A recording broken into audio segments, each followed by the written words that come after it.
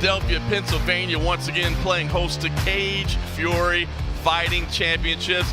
Let's get straight to the action on the night. Our first fight of the night sees a featherweight meeting between two fighters early in their careers. New Jersey's Mark Gray taking on Ohio's Todd Box.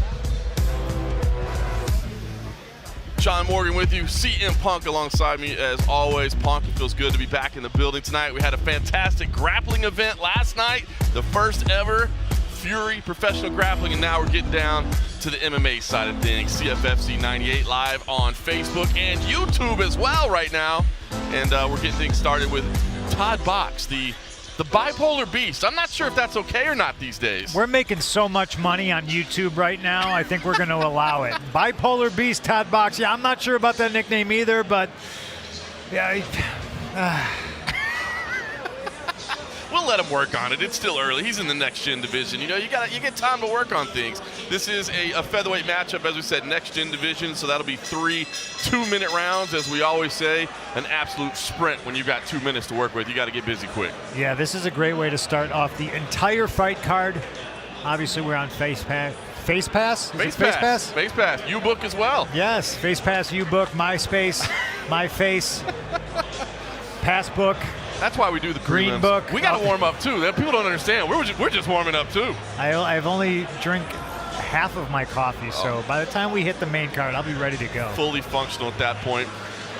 Todd Box fighting for the first time in the CFFC cage. He fought most recently in April, picking up a decision win on the Kentucky regional scene. Made his amateur debut back in January, so now fighting for the third time in 5.5 months. This is Todd Box, the bipolar beast.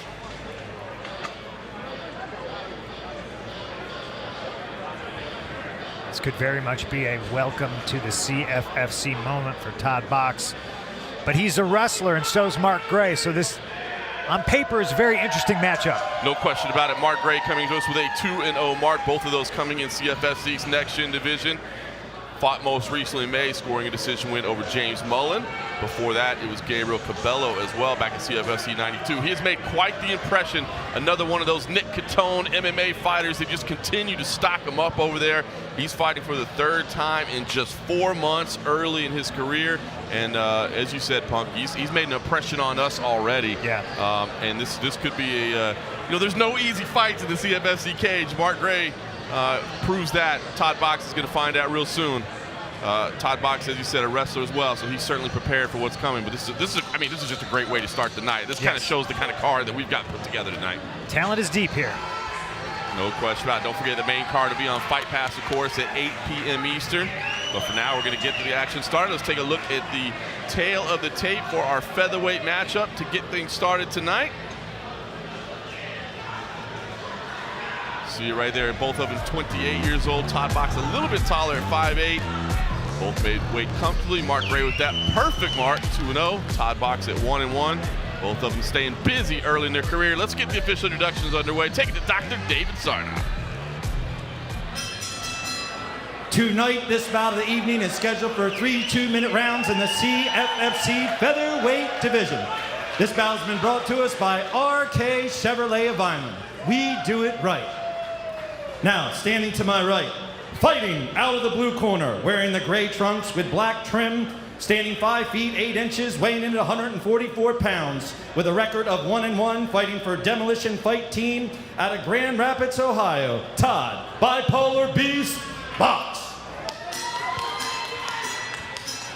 Now, standing across the cage, fighting out of the red corner, wearing the blue and white shorts, standing 5 feet 6 inches, weighing 145.5 pounds, with an undefeated record of 2-0, fighting for Nick Catone MMA out of Rockaway, New Jersey, Mark the Hunter Gray.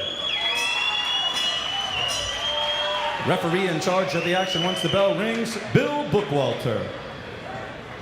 All right, Todd Box in the gray. Mark Gray in the blue. Undefeated Mark, looking to keep that perfect. Getting things started, CFFC 98. Live on UFC Fight Pass, 8 p.m. Eastern. Shout out to everybody watching us right now on Facebook and YouTube. And immediately, Mark Gray goes to his bread and butter. And remember, ladies and gentlemen, next gen rules.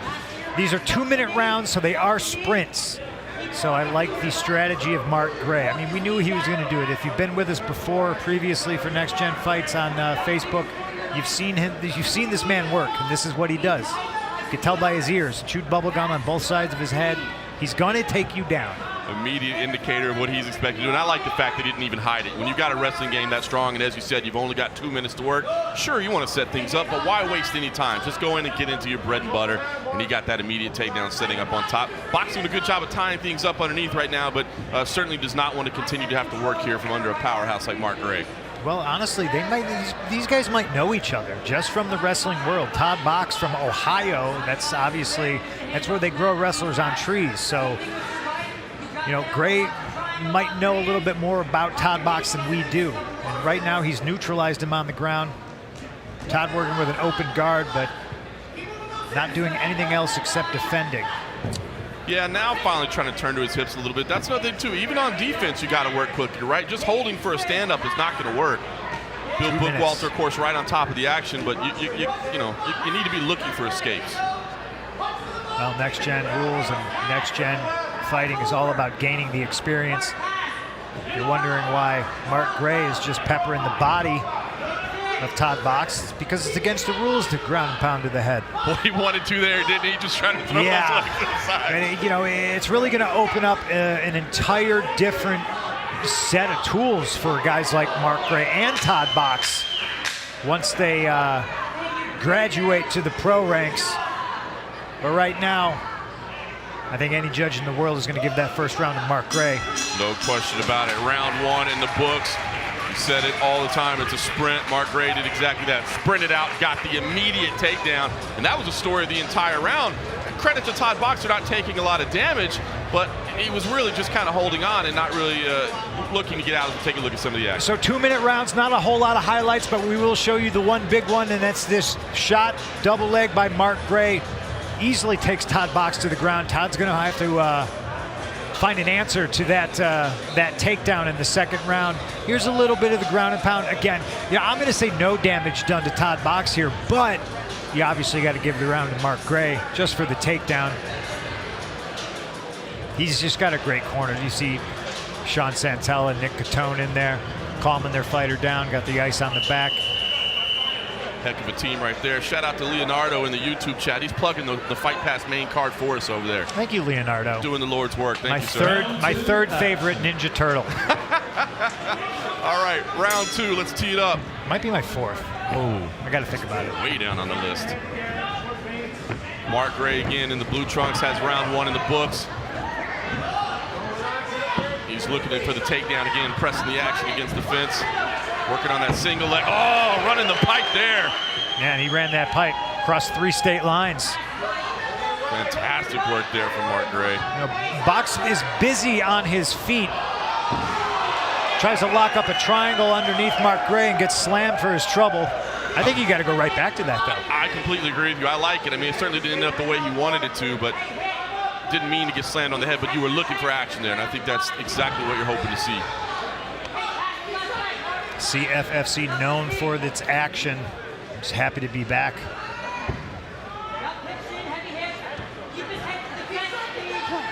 Gray continues to pound away to the body. Says can't go to the head right now, but get that practice. Work the body. 1 minute already gone. Todd Box getting real familiar with this canvas. You see he's got his right knee in the belly of Mark Gray right now, that knee shield. Stopping Mark Gray from advancing, but I really think Gray's just content to be where he is. You know, half guard is a wrestler's best friend a lot of the times. Yeah, absolutely. Sometimes that half guard position is the most difficult to get out from underneath. You advance the side control and suddenly there's more opportunity. I mean, you know, the guys who invented the ground and pound, you know, talking about Ohio wrestlers, you know, Mark the Hammer Coleman, you know, you don't want to sit in half guard when that guy's on top of you. You know, you got to use it. You use that knee shield to try to get up. And right here, Box doing the right things, making Gray thinking about coming in for the entry, but trying to use his feet to stand up. Gray's like a wet blanket, though. Finished the round on top once again, but you know, you said it's about gaining the experience. I like the fact that he did pull back, he postured up, he tried to get through. He's working on things. We're seeing this guy mature right in front of our eyes. just casually walks back to the corner. And again, there was a great flurry at the beginning of the fight, but once Mark Gray grabs a hold of this left leg of Todd Box's, he runs the pipe, sends him straight back to the canvas. Another 90 seconds of top-heavy pressure and ground and pound, complete with this nice slam. Saw Todd Box fish that left hand of his under the knee of the right leg of Mark Gray, trying to maybe switch his hips for an arm bar or just prevent the slam.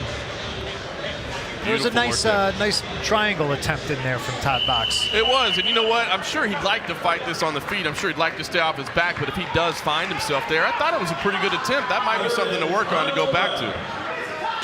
We'll take a look. Third and final round. You got to think Mark Gray's up 2-0 right now. Todd Box probably wants to get something going.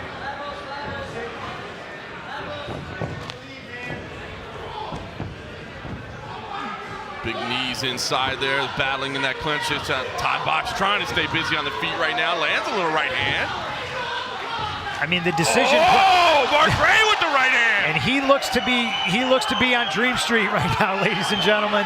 And he's doing everything he can to not let Gray stand back up. Smart work from Todd Box right now, kind of hanging on for dear life as he looks to recover. Listen, I love it. It really looked like Todd Box said, you know what, I'm going to go out there. I'm going to commit to these punches. If he takes me down, so be it. It's the same story as the first 2 rounds. I'm going to lose the fight anyway. But if I connect with one of these haymakers, Gray's going out. I like this. Mark Gray saying, you know what, get up. Let's do it on the feet a little bit. I like it. Oh, he's rocking him again. Todd Box, I don't know that he's 100% clear right now. That left eye looks damaged. If you look at Box's left eye, I don't know if he's just squinting because he took a big shot in there. Another well-timed double leg from Mark Gray. I want to see this guy 5-minute rounds. I really do. I'm excited for it. You don't need to necessarily rush to the professional ranks, get the experience, but I cannot wait to see him with the 5-minute rounds, with the ability to do full-on ground and pound, add in the elbows, everything, because that takedown was probably the timing on that, you know, and to think that he got up, brought Todd Box back to the feet, said let's duke it out a little bit, and then slipped under and slammed. I mean, that is great work from Mark Gray. I got a ton of questions too. As you see Box on the bottom here, it looks like he's trying to throw his hips up for another triangle attempt. There's another one. I mean, that would have been a big shot to the head right there in the professional ranks. Instead, he goes to the body, but he's doing all the right things. You know, we're still in next-gen rules here. I really wonder, is Mark Gray going to be a bantamweight if he goes pro? Is he going to stay at featherweight? Like, these are questions, you know, like another tremendous display by Mark Gray. His 3rd fight, you got to believe he's moving to 3-0. No question about it. I don't see how you could give Box a round in there. No disrespect. Box brought it. He made it fun. He said it. Came and started throwing down in round 3, knew he needed to make something happen. Box, happy to see him here, but Mark Gray really does seem to be a blue chip prospect. I find myself saying it a lot, but even in a loss, I want to see this Todd Box come back at CFFC, and you'll see why right here. He is content to stay in the fire and throw, but gets dropped right there. But look at this, he's a gamer. He's not out of the fight. Goes to his bread and butter, grabs a hold of Mark Gray's leg, eventually walks it up to a single, back to his feet, and then here's another sharp takedown from Mark Gray. It was a great fight. Good way to start the night. No question about it. Excellent performance there. As you see him take the gloves off. Mark Gray, as you said, has to be moving to 3-0. Just another fantastic performance. This kid has really impressed us early in his career. I mean, we've seen him now 3 times in just 4 months, and can't wait to see him again. Yep. Phenomenal work there, and credit to Todd Box for coming in and making it a fight. Put it on in the 3rd round. Fantastic work. Let's get the official decision. I don't think a lot of drama, but let's find out what the judges have to say. Dr. David Sarnoff. Ladies and gentlemen, after 3 rounds of action, we go to the judges' scorecard. All 3 judges have the fight 30-27. For your winner by unanimous decision, out of the red corner and still undefeated, Mark the Hunter Gray. Punk Mark Gray just looks like the real deal. He does. You know, and honestly, Todd Box is game. He's ready for 5 more rounds, and I want to see it. You know, it's all about the experience and just gaining cage time at this point. Mark Gray does appear to be ready for that next level, though. No question about it. You see him posing there with that all-star corner. That Nick Catone MMA squad continues to build. Fantastic team there, fantastic academy, great coaching staff, great prospects like Mark Gray. Plenty more to come. Again, don't forget our main card on UFC Fight Pass, 8 p.m. Eastern. Look at the crowd in the building. We're packed tonight. It's going to be electric. Let's keep the action going. Next up, it's a pair of bantamweights who came up short on the judges' cards in their most recent appearances. They're looking to rebound. It's Kashan Trammell versus Nick Gebhard. Bantamweight action in our next gen division. And this is Nick Gebhard. 25 years old, made his amateur debut in April. That was here in CFFC's next gen division. Suffered a decision loss there to Jalal Lishu, who, if I remember right, allowed us to call him Jerry that night. I was about to say, I can't wait for you to pronounce his name. I remember him saying that we could call him Jerry that night, and that was awfully kind of him. Thank you, Jerry. Nick Gebhard, out of American MMA and Wrestling, is another one of these wrestlers. We've got a stock full of them up here in the Northeast. He's fighting out of Blackwood, New Jersey. And as you said, came up short in his debut, but that's what you're doing. You're here to get it right. You're here to get the experience. Once you turn pro, you'll wipe that away. You come in right now, look to see what adjustments were made from that first performance. Looking calm, cool, and collected right now. Let's meet his opponent.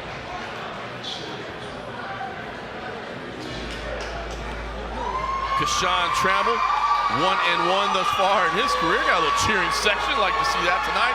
So great to have the fans back in the building, man.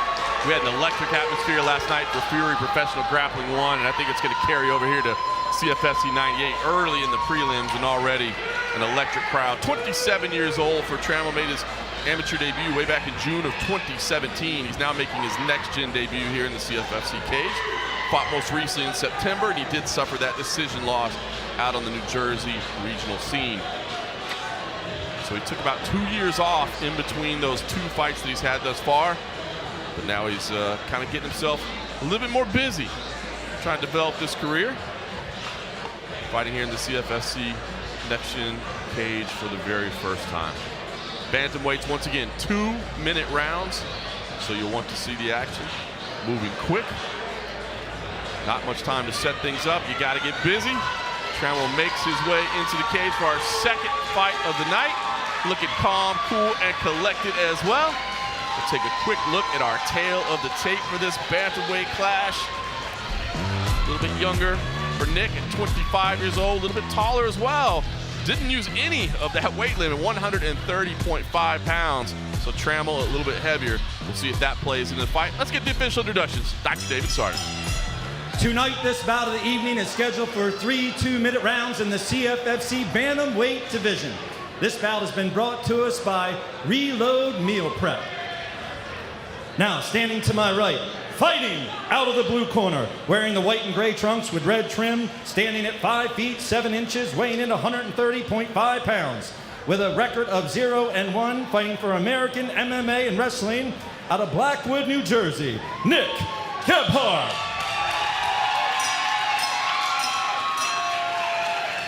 Now, standing across the cage, fighting out of the red corner, wearing the black and red shorts with gray trim, standing at 5 feet 6 inches, weighing in 135.9 pounds, with a record of 1-1, representing Tri-State Kickboxing out of Bristol, Pennsylvania, Kashan Trammell. Referee in charge of the action once the bell rings, Gasper Oliver. All right, Nick Gebhard in the white and gray. Kashan Trammell in the black and red. Bantamweight action. Noticing that we are without referee Keith Peterson tonight, I really hope there's not any nonsense tonight, because he's not here to stop it. He usually does a fantastic job of assuring the nonsense is minimal. Great takedown, but look at the counter there from Trammell. Yeah, Gebhard on this this single leg, and it got Trammell down, but right about now he really wishes he had the other leg. No doubt about it. You see Trammell trying to step over the back there. This will be a huge turn of events. Gebhard trying to protect that pass from happening. Got in deep on that single, but wasn't able to keep him down. Gebhard essentially trying to correct the mistake that was made at this point before it becomes absolutely tragic. I don't think he comes to Philly anymore. Is there a UFC on tonight? continues to try to circle over to the back. There's so many of them anymore. Pull Gebhard over. No, I don't think there's not one on there. You can see now trying to attack that arm. Gebhard reacts on it. Trying to lock up that Kimura. Now, look at this. This is a fun turn. Gebhard trying to get to the back. What a sequence of events this is. Yeah, he's really got to respect that that Kimura lock that Trammell's got on that left arm of his, though. Now Trammell on the back. Oh, Nice. Switch it. Look at Nice. this. 20 seconds left. They'll reset on the feet after some exciting grappling exchanges. Oh, the left hand. Nice low kick there as well from Trammell. Gebhard coming out swinging in the final seconds, tick off the clock. Oh, big shot throwing.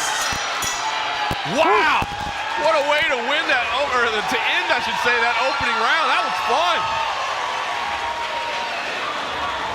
I like it. We're going to take a look at a lot of that action. There's a lot going on in that round. Man, Gebhard is wild, isn't he? Unbelievable. Great little grappling exchanges. It went from one to the other.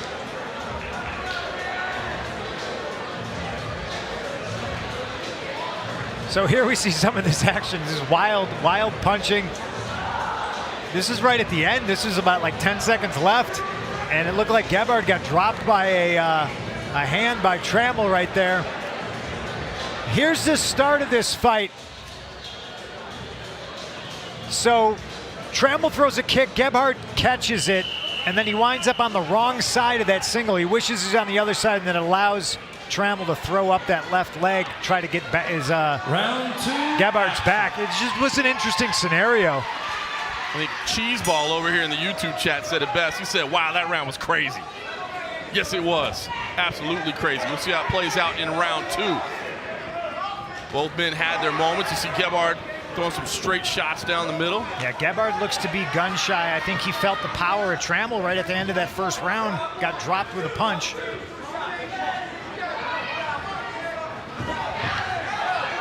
Trammell throwing. Whoa! Big shot there.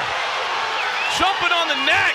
Right hand under the neck, falling back to the guillotine. And he's got his arms clasped. Can he get the squeeze? Trammell trying to pop his head out. Framing on the head as he tries to push away. You got to fight the hands. Full guard by Gebhard. He's squeezing. He's arching his back. You can see the grimace on the face. He wants this finish. Maybe roll it over to top side. Try the angle there. He's still got this. This guillotine is tight. Trammell giving everything he can to fight out of this. Unbelievable. The squeeze are not connected. Look at kind of trying to gable grip the hands there. Get the squeeze. Is he out? No, he's he not. gave the thumbs up. Referee's right there. Trammell's still in this, but his neck is going to be sore in the morning, I guarantee you. Time ticking away. Now, I was going to say, has Gebhard burned his arms out? Yes. That's a lengthy Yes, squeeze. he has. So he says, let me try to use my legs. He's trying to throw up for an armbar or a triangle. Rolls over to Turtle. Trammell on top now. My goodness, another wild series of events. Look And at another this. one. Reversal after reversal. Fun fight. 15 seconds left in the second round. It's been another one. Chaotic. Punching away to the body to finish on top. Final seconds ticking off. The guy's so tired he can't even punch right now. Those arms have got to be burned out. Somebody go shake those in the corner and put a little ice on them. Wow, what a round, huh? Unbelievable round two. This is a round worthy of being on Fight Pass, but we're on Facebook and YouTube. Wow. So while the fighters get their instructions from their corners, here's that big overhand right on the chin of Trammell that sends him straight to the canvas. Nick Gebhard recognizes his man's in trouble and says, I'm gonna choke him out, but Trammell says, I got a neck made of tungsten. That's an element, it's steel, ladies and gentlemen. Look at this, all the adjustments Gebhard makes on this guillotine, he still can't get the job done, and that's more because Trammell's tough. Trammell eventually pops his head out after the referee checks. He gives him a thumbs up. And this fight would see another reversal after that, but it's also going to see a third round, and it starts right now. I love it. Final round. Dan G says John loves his reversals more than his KOs. I do. I love me a good reversal. Back and forth, scramble, scramble. Okay, so both guys have had their moments, and both guys have had their rounds, and I believe this third one. Oh, no! This third one's going to decide it. Nick Gebhard takes one low, and the family jewels waves it off immediately. Says, "No, I'm going to keep fighting." But obviously, the referee has the discretion to say, "No, let's take your 5 minutes, and we'll take a look at this replay right here. Don't blink." Yeah, that one's a little low. I mean, that was a nice tight inside leg kick by Trammell. I like Trammell striking. Right, Johnny? He throws hard, and he throws a lot of straight punches right down the middle, whereas Gebhard's throwing like the loopy junk, Right. These were major league pitchers. Trammell's not a knuckleballer. He's a guy who's going to throw the heat. Gebhard's more of a knuckleballer. Did he duck into that kick? I was going to say, Trammell went right back to the low kick, which I thought was great. Threw a straight shot down the middle and is fighting like a man who knows the fight is on the line. Gebhard shot in. I really do think this third round is going to decide the winner. Both men pushing for it. You got 90 seconds to work, and you got Gebhard that's just turtled underneath Trammell right now. Trammell doing the right things. He's sprawling, not allowing Gebhard to grab his leg. Look at that. I like that. Trammell pushes on the neck and the head, stuffs it, walks around. Beautiful work. Right now, Gebhard's underneath, and he's got the left arm, but he's got nothing here. Yeah, two on one there. And look at this. This is a great position. Got to be careful here. No twisting locks, but now he's going to try to sit up and take the back. 45 seconds left. Can he slide up the back and attack the neck? I mean, look. It was a weird way to get here, but this is a dominant position for Gebhard. Yeah, look, I think both guys are extremely tired, so you wound up in that weird 50-50 position, and now we're here. Trammell throws the whizzer over, but Gebhard powers through, and now Trammell rolls through. Just flipping positions. 20 seconds left to work. Trammell looking good because he's on top. Pounding away here. Final seconds of this third and final round. It's been a crazy one, back and forth. Both men having their moments right now. It's Gashawn Trammell on top, trying to finish strong here. Attack the arm, maybe at the bell. Why not? This is going to be a heartbreaker for somebody. Oh, man, they gave it their all. That was fun. That was a lot of fun. Two guys that came up short in decisions their last fights out. One of them is going to have that same feeling tonight, but both of them should be proud of the effort they put in tonight. That was entertaining, and that was hard fought. It was entertaining. We're going to take a look at some of the entertaining aspects of that third round.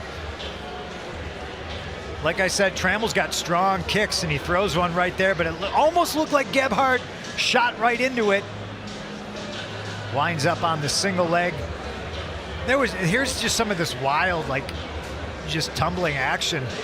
There were some takedowns and sweeps, but it was more wild than technique, right? Both guys just desperate to stay in top position. And like you said, last fight for both these gentlemen went to the judge's decision, and they fought like they did not want it to go that way this time. But here we are, and we're going to find out. Like I said, somebody's heart is going to get broken here. You see Gebhard enjoying it, the crowd showing their respect. That was a fantastic fight. They deserve it. It was fun. It was very, very exciting, very entertaining. Listen, next gen division, you're here getting experience. You turn professional at some point, you get to wipe away that record. Right now, the wins and losses matter, but they don't ruin it for you. And you go in and put in effort like that, and you learn, you get that experience. Yeah. It's exactly what you're looking for. And you put on a show. Who doesn't want to come out and see these guys fight again? Sign me up if either one of them want to come back to the CFFC cage. I thought they both had their moments, right? They're both, you talk about these 2-minute rounds, and what if they were 5 minutes? Either men could have won that fight based on the rounds and the action. I mean, Gebhard dropped Trammell with a punch. Excellent work there. Looks like the scorecards have been tallied. I wouldn't be surprised if they needed a little extra addition on them, man. That was some back and forth action. Taking a minute. But we do have the scorecards in place. We got the fighters lined up. Let's take it to our man, Dr. David Sarnoff, for the official decision. Ladies and gentlemen, after 3 rounds of action, we go to the judges' scorecard. Judge 1 has the fight 29-28 for Tremmel. Judge 2 has the fight. 29-28 for Gebhardt. Judge 3 has the fight. 29-28, and your winner by split decision out of the red corner, Kassan Tremmel. You said it, man. Somebody was going to have their heart broken. You could just see the look on Gebhardt's face. Split decision. But again, you see the respect between these two. What a fun fight. Yeah, Tremmel's obviously happy he won. Gebhardt appears to be disappointed, and I get it. It's a loss, but it's next-gen rules, and there's a lot of good there to take away if you're Gebhardt. And you learn more when you lose anyway, you know, and both men can go back home to their respective gyms, work on their craft, and, you know, come back better. No doubt about it. Hopefully we do see Kassan back in here.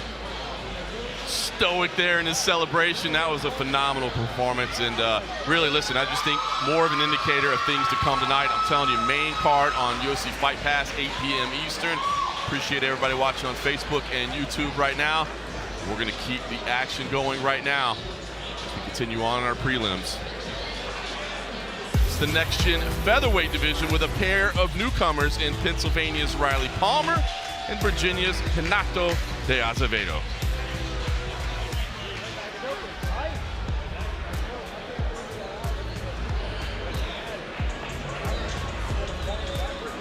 This is Renato de Azevedo. Oh, wow. Getting the rather unglamorous welcome here into 2300 Arena. He is making his CFFC Next-Gen Division debut. He's fighting out of Springfield, Virginia, which is just outside of Washington, D.C. Now, either Renato de Azevedo has set fire to some locals' houses or his opponent is from Philadelphia. We'll find out shortly. About to say, man, can you be the heel that early in your career? I mean, this man has got a reputation, apparently. Jiu-jitsu and a striker. He lists his style as, so we'll look for both the grappling and the striking on the feet. Look at the welcome that this man is getting. It could rattle people, you know, something to watch out for. Telling you, this early in your career, I guess, hey, we talked about education, being put in a hostile environment. I guess that's not a bad thing either. That's going to happen at times in your career, right? He looks like he's soaking it in, enjoying it. Wow. What an atmosphere we've got tonight. Let's see what it sounds like now.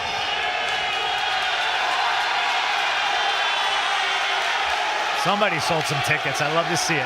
Riley Palmer making his debut tonight, fighting out of Richboro, Pennsylvania, about an hour north here of Philly. And you can see he brought a crowd with him. They are on their feet. They are cheering. I cannot tell you how great it feels inside the 2300 Arena right now. This building has been so kind to us during the COVID-19 pandemic. Soak it in. Hometown babyface. He brought the crowd. Look at it. He also brought the corner. Oh, look at that. Eddie Torres in the suit in the corner. The legend, Taino Warrior. Daniel Gracie, another legend in the corner. Not bad at all. Heck of a team to have with you there for your next-gen debut. He looks calm. He looks cool. He's got the support of the crowd, that's for sure. This is Riley Palmer. Listen to him one more time as we take a look at the tail of the tape. You see a couple of youngsters here, 22 and 20 years old, distinct size advantage there with Azevedo at 6 foot tall. Palmer making his debut. Let's get the official introductions from Dr. David Sarnoff. Tonight, this bout of the evening is scheduled for 3 2-minute rounds in the CFFC Featherweight Division. This bout has been sponsored by RK Chevrolet of Vineland. We do it right.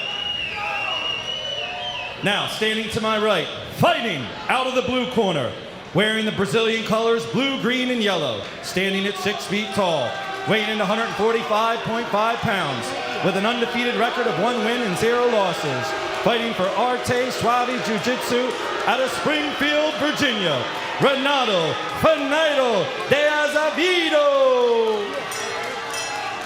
I love this so much. Now standing across the cage, fighting out of the red corner, wearing the black and yellow shorts, standing 5 feet 6 inches, weighing in at 145.2 pounds, with making his MMA debut, Fighting for Marquez MMA out of Richboro, Pennsylvania, Riley Palmer. Referee in charge of the action once the bell rings, Bill Bookwalter. Unbelievable atmosphere inside the 2300 arena here early on the night. Riley Palmer has a very supportive crowd. He's in the yellow trunks. Renato de Azevedo has the Brazil colors there. Touch him up right at the center of the cage.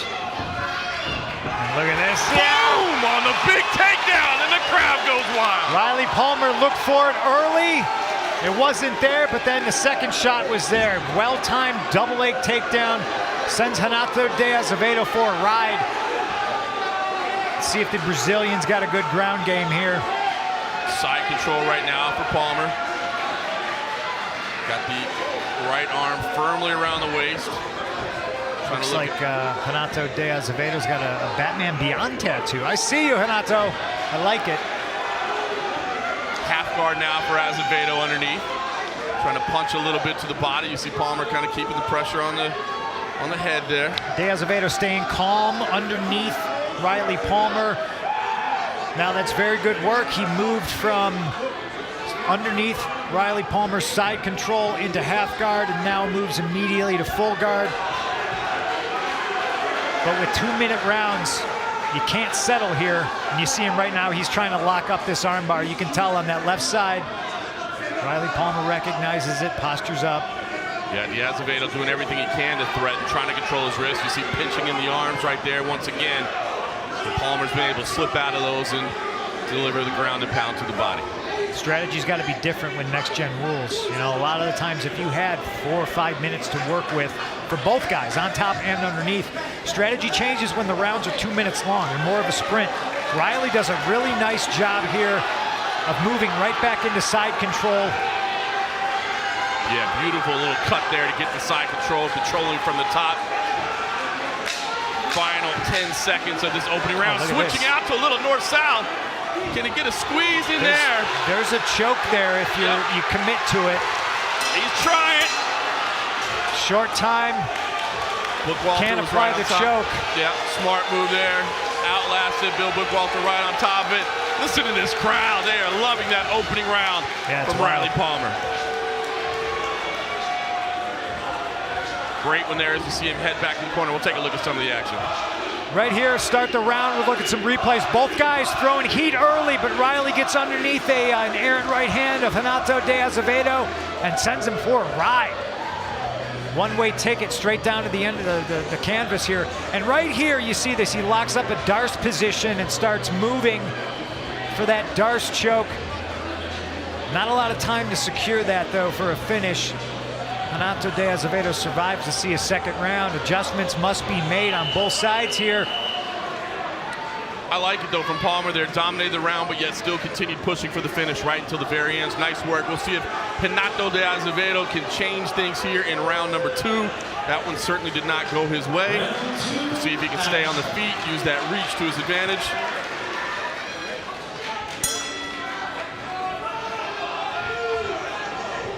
See shaking the hands. He wants to throw him, but he's got to be careful. It's Palmer with the Superman. Well, Palmer's immediately showing level changes. Man, de Azevedo is tall for a featherweight. It almost invites his hips to be shot at, right? Like, he's so tall. There's just so much real estate there. And he was staying pretty tall in the pocket, and that allowed Riley Palmer to get in underneath his punches. And we're right back down here. Thought he was trying to set up the Von Flue over there. He was. Yeah. Oh, look at that. Oh, he gets to the back instead. Riley Palmer does a good job of killing the sweep attempt by Azevedo and winds up taking his back. Left arm around. He's got this choke. In. He's a little off to the side. There's some blood there as well. Oh, blood he's streaming leaking out of the nose. Isn't quite under the. Oh, look at the blood just streaming out of the nose. He's saying, no, I'm fine. You are shooting blood out of your nose, but now he's going to let it go, move the mount. Little under a minute. Palmer in a fantastic position there. Had to squeeze, was a little off to the side. De Azevedo showed his heart there. Yeah, he's throwing punches from underneath there, and I'd like to see him use his energy to try to escape. That's the thing, in these these rules, this rule set in the next gen division, you can't ground and pound to the head. So if you're asking yourself why Riley Palmer isn't just posturing up and throwing bombs, that's why.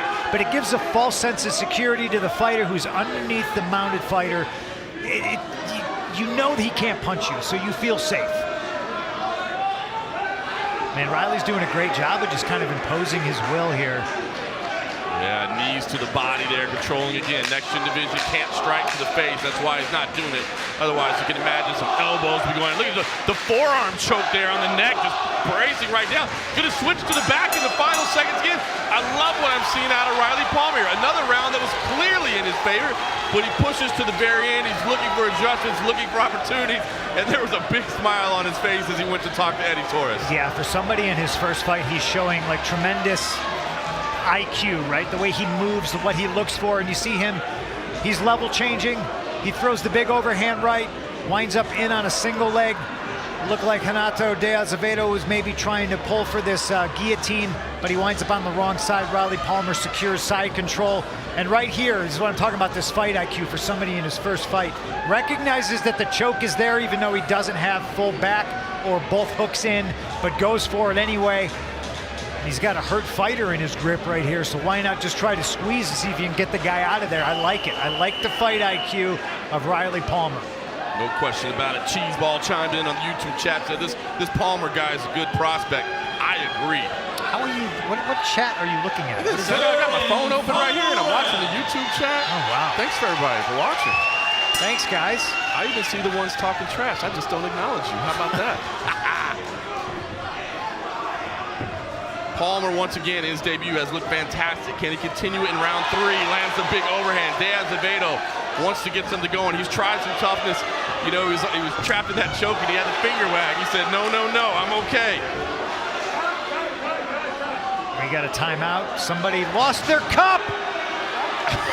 Somebody lost their cup. Renato de Azevedo. That's not one you see every day. What a heel. We got to get diamond cups for all you guys right there. Free shout out, diamond cups, best cups in the business. Hey! Oh, shot in on the low kick. Just muscled his way through it. Once again, another takedown early from Riley Palmer. Aggression. Well, you got to believe his corner said, hey, we like what you did in the first round. We want more of it. And he did more of it in the second round. I think his path to victory here is just to do more of the same. And we're seeing it right here. He's on top again, landing some ground and pound to the stomach, working that body, doing what he can. De Azevedo's talking to him down there. I mean, credit to De Azevedo. Like, you know, I always say, I don't like it when guys just hang on and they're just hoping for a restart. De Azevedo is doing everything he can. Yeah. He's looking for options. He's trying to lock up wrist right there. He's going for submissions. Yeah, he went from half guard. He re-guards really, really well. He's been controlled on the mat, and he winds up working his way back to his feet every single time. And listen, from Palmer, I love this too. You have a great wrestling game. We've seen it. But this is about getting experience, right? Let's go back on the feet and let's start again. And another takedown. Beautiful work from Riley Palmer. Yeah, he times it really, really well. I talked about it in the second round. The height difference, you know, you want to throw uppercuts and maybe knees up the middle, and you need to feint that if you're working against a wrestler who you know is going to try to take you down. Make him be afraid of that path to that takedown. Especially a compact wrestler like Riley Palmer, who is already inside anyway. And that's it. Fight is in the books. You see some respect there to De Azevedo, who did show a lot of toughness, who did show, again, some abilities off his back. But Riley Palmer, come on. Welcome to the CFFC. Absolutely. And you see Daniel Gracie there, his coach. Eddie Torres, CFFC fighter. It's quite the corner. Well-dressed. At least 50% of them are well-dressed. You're never going to outdress Eddie Torres. Here's a replay of this third round. And again, you see Riley Palmer working his takedowns off of the striking of De Azevedo. Really, like I said, showing a lot of high IQ for a first-time fighter. Just grinds him out on the ground. Renato de Azevedo does a real good job of re-guarding, getting from side mount to side control to half guard. But again, just winds up on his feet and getting taken down right again. Just a fantastic wrestler, great top game. Like I said, got back up at one point to experience again on the feet. Just great work all the way around. You got to think Riley Palmer's walking away with a pretty clear decision That's here. how you want to debut. You know, obviously you probably want to knock out or submission, but I mean, other than that, it's a flawless victory for Riley Palmer. That's it. You got some cage time, and it looks like you picked up a victory. Let's take it over to Dr. David Sarnoff and make it all official.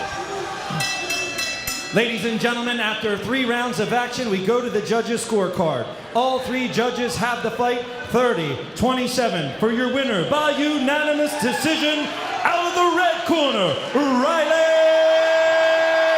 Palmer. Great work there from Riley Palmer. Unanimous decision win. Makes the crowd just erupt in elation. Look at that. Scenes here on the prelims. I wish I could see the reaction if the judges just gave it to De Azevedo, just to see the riot in the 2300 arena. I've seen him before here in this building. Sir, can you? Oh, I bet so. The old ECW days, right? Yeah, I'm getting so educated on wrestling by working through you, sir. You're getting me caught up on years of history that happened right here in the building.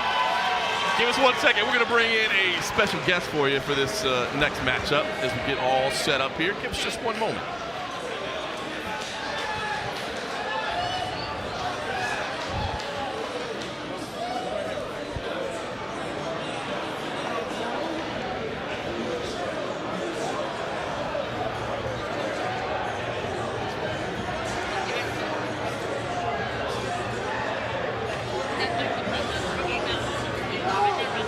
All right, there he is. We've got him in place now, fresh off a very fantastic job in the corner. It is the Taino Warrior, Eddie Torres. Man, fantastic work there. It was all you, really. I mean, I know Riley was decent, but it was all you. Yeah, I try my best. I'm trying to be the next Paul Felder. You know what I mean? I just did it backwards, I guess, right? Or not? Well, you're well dressed. You're better dressed than Paul Felder. Thank you. Thanks for coming into the booth. You're a great fighter. You're a great corner man. You're a great commentator. Is there anything you can't do? I don't know. I can cook too, though, bro. Oh. Don't forget that. I can cook, man. I got some. All right, let's get to our next fight. Let's get to the inside. I'm gonna hold you to that. I want. Yeah, you bring me some rice and beans. I got you, bro. All right. It's an all New Jersey affair in the welterweight division. Sage Gomez and Elvis Quillis fight for the second time in 2 weeks. Oh wow, 2 weeks. Pretty incredible stuff here, Eddie. This man, Elvis Quillis, making his CFFC Next Gen debut. He made his amateur debut just 2 weeks ago out in New York, picked up a win there, and now he's here 2 weeks later, man. I mean, talk to me early in a career like that. Good to be quick turnaround like that? Is it dangerous? Is it a great idea? Well, what do you think? You want the most experience as possible, and then when you have Dante Rivera in your corner, he'll let you know if you're ready to go again or if you're not ready. You need experienced coaches in your corner, you know what I mean? And Dante Rivera, as we can see, is in his corner, so... He's not going to let him fight if he's not ready, If he's not ready, exactly. That's the coach's job. Sometimes as fighters, we are stubborn, and we don't like to listen, but our coaches will let them know when to shut up and take a back seat. You know what I mean? No. Yeah, you have to listen to Dante Rivera. That is basically not an option. And that is a scary guy, so... No question about it. His coffee order isn't so scary, but we'll talk about that. We'll talk about that when the mics are dead. I don't want to get any heat. The whisper of cinnamon was the part that surprised me. I don't know. All right, this is Elvis Quillis. We'll see if he can build on that debut win. He's going to be facing a newcomer. This is Sage Gomez, making his first ever trip to the cage. He's fighting out of Vineland, New Jersey, about an hour south of Philly here. And it sounds like he's got some support in the building as well. Eddie, I know you were paying attention to your fighter in there during that last fight, but the atmosphere was electric, man. How great does it feel to have a full arena again? Oh, man, I love it. I miss the crowd. I don't even like fighting without a crowd. You know, like, I like to fight with a crowd. I don't, you know, a lot of people fight to be in the UFC and all of that. I fight because I enjoy the crowd. I like to entertain people. So it's a different ball game for me. But right now, as I can see, Gomez right here is have Beacon on his corner. That's a pretty good gym. So I think this is going to be a pretty interesting fight. No question about it. It is welterweight action, 2-minute rounds. Let's take a look at the tail of the tape. You can see both of them 25 years old, just a little bit taller for Gomez. Well matched up here in all aspects. We'll see how it plays out in the cage. Let's take it to Dr. David Sarnoff for our official introductions.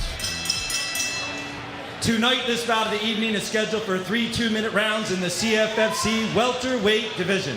This bout has been brought to us by Change Matters. Change Matters for kids with cancer. Now, standing to my right, fighting out of the blue corner, wearing the black trunks, standing at 5 feet 11 inches, weighing in 169 pounds, has a record of 1 win and 0 losses, fighting for Lionheart MMA and Dante Rivera BJJ out of Port Reading, New Jersey, Elvis Burancano Quiles. Now, standing across the cage, fighting out of the red corner, wearing the black trunks with white trim, standing at 6 feet tall, weighing 167.5 pounds. Making his MMA debut out of Beacon MMA from Vineland, New Jersey, Sage Oven Aladino Gomez. Referee in charge of the action once the bell rings, Gasper Oliver. All right, great atmosphere once again. Welterweight action again, 2-minute rounds. Elvis Quiles in the, with blue tape. Both been wearing black shorts, so it's Quiles in the blue tape, Sage Gomez using the red. No touch of the gloves. Both fighters just getting after it right away. There you go. That's a takedown. Oh, stayed upright. Caught that front kick. Didn't quite get him off, and we're brawling right away. Yep, I love it. I love it. That's the way you got to be. It's 2 minutes. You got to go get yours. In 2 minutes, you don't have much time to sit around and wait and wait and wait. You're either wrestling or you're striking. Pick one. I mean, Gomez seems like he's a better striker here. Well, he's for sure good with the takedown defense. Yeah. Great point there, Punk. Oh, saw a little 2 shots there from Quiles. No, but you're right. Gomez just looks more comfortable in his stance. Yeah. Well, double underhooks. Got to fight in double underhooks. Right here, as a fighter, the cage is either your friend or your enemy, right? You can either use it to help you stay up, you can use it to take somebody down. Yes, sir. I hate being against that cage, though. That thing will cut you up.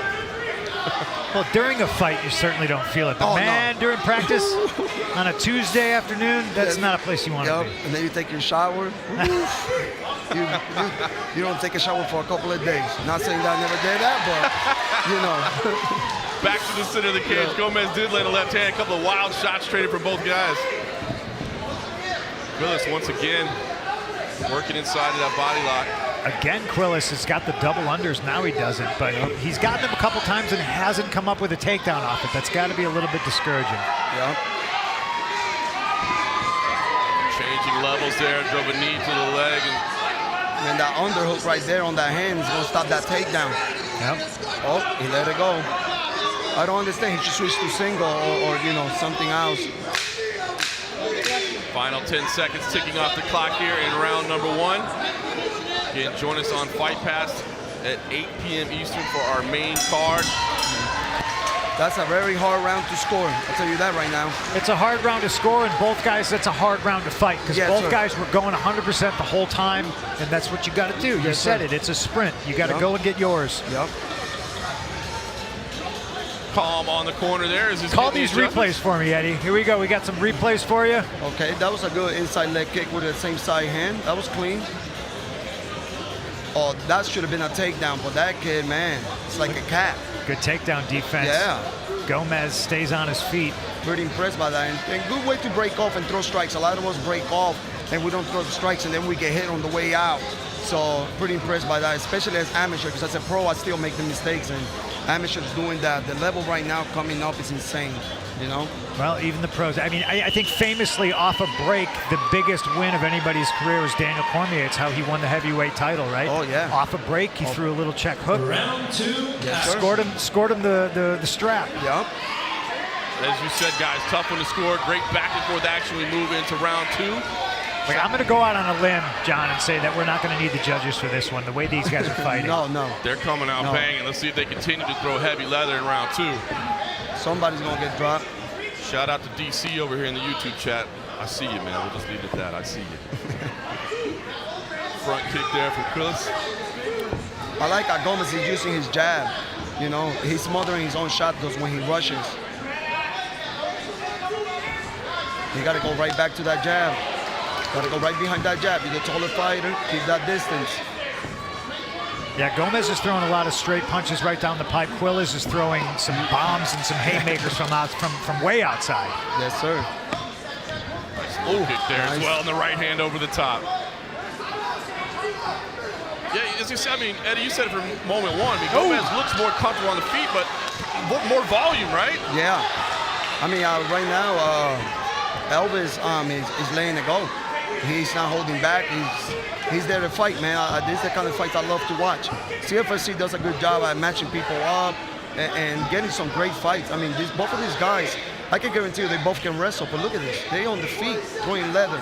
Yeah, Quiles is marking up the face of Gomez, though. He landed a nice 1-2 earlier, and he keeps just throwing it and throwing it and throwing it. Eventually, you got to figure it's going to land. Yes, sir.